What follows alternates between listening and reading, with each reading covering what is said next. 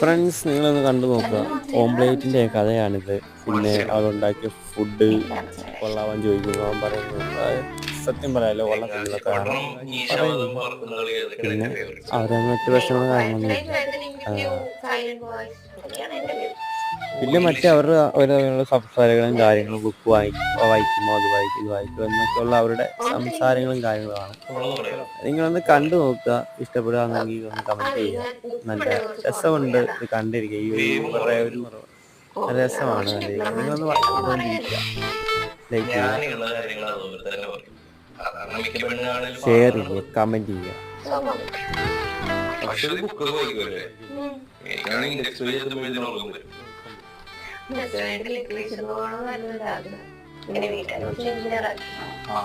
ഇതുപോലെ സൗണ്ടിലുണ്ട് ഷെഫ് ആവണം ഭയങ്കര.